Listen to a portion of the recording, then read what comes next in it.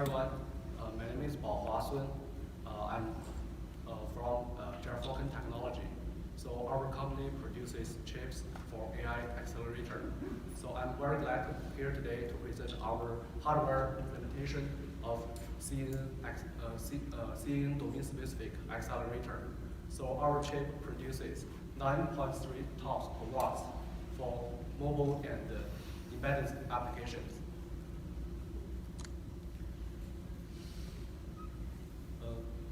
Recent years, computer vision accuracy has been improved a lot by convolutional neural networks.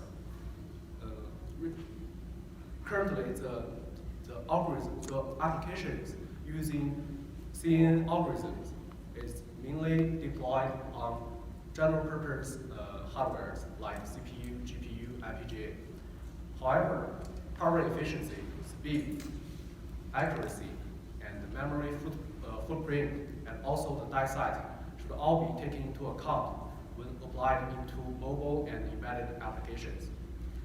So domain-specific applications for domain-specific architecture for CNN should be very practical and efficient for embedded systems and mobile systems. So we designed and produced a chip with a power efficiency of 9.3 TOPS per watt, and it processes the images of size 224 by 224 of 3 channels at the speed of 140 frames per second. And the peak power of our chip is 300 milliwatts. And also, our chip is very flexible. It is designed to be optimized for VGG type models. By VGG type models, we mean the layer types only consist of 3 by 3 convolution and ReLU and max pooling.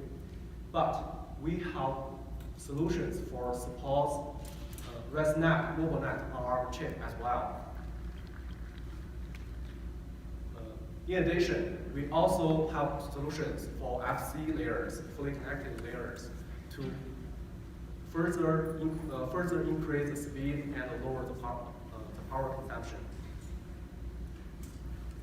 So here is the design of our chip architecture. The A pin is AI processing in memory. This is our unique technology that requires no external DDR on DRAM. So it will be fast and very power efficient. It simultaneously performs 3 by 3 convolutions for 2-dimensional image. And also the A pin, which is a convolution engine, can be scaled up by block building to make it larger, doing parallel computing. So it will provide a much faster speed. Here is the performance measurements for our chip. So the left side figure shows the power efficiency and the speed, and the right table shows the accuracy comparison with the published models. The figure on the left shows that our speed is 140 frames per second, and it processes 224 by 224 RGB images. The peak power measured here is less than 300 milliwatts. And after calculation, the power efficiency is 9.3 TOPS per watt. The right table shows the accuracy comparison.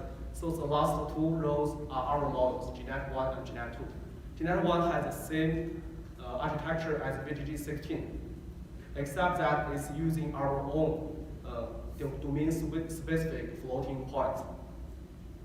And we can see we shrink the model size compared with VGG16 by more than 10 times with a reasonable accuracy drop of about 4%. And the GNet 2 is also our model loaded into our chip.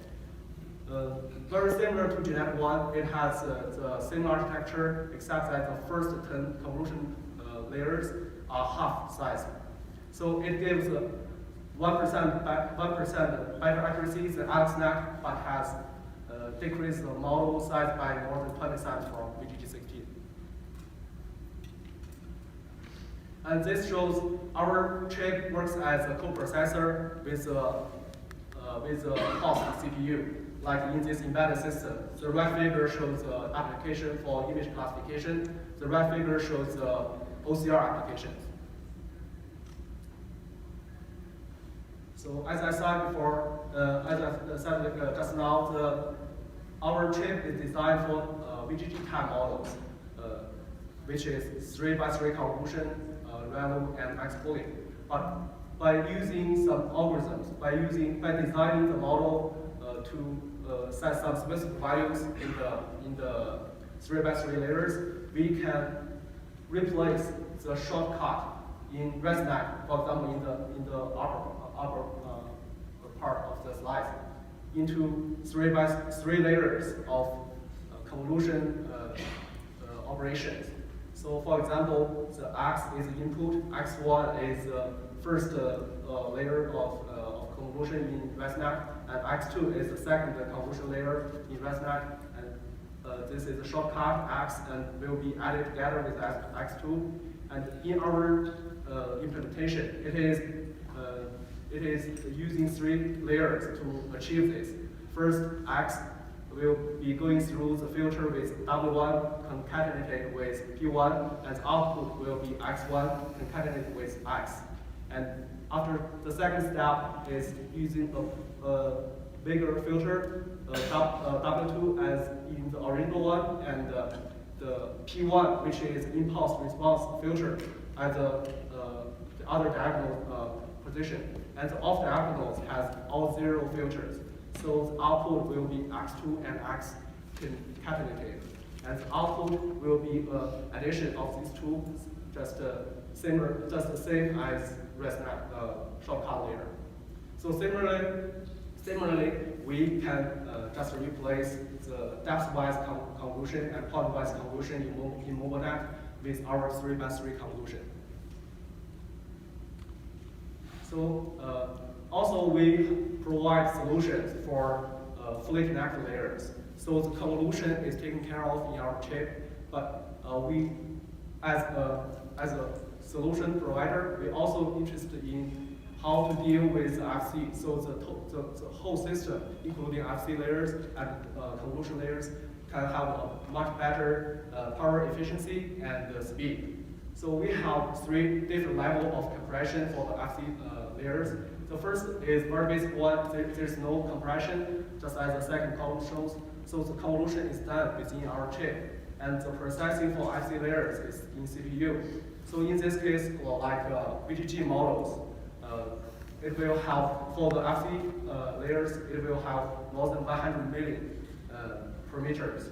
And we use this method and load model into our chip connected to FC. The OCR accuracy in the Cassia dataset, 100 character dataset, we achieve about 95% accuracy.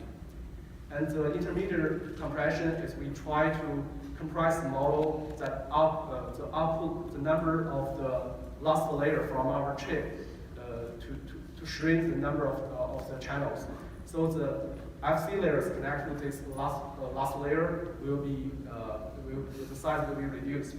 So in this case, FC layers are still processed in CPU, but the FC layer parameters is decreased by 99.8, and it still has reasonable accuracy in this case.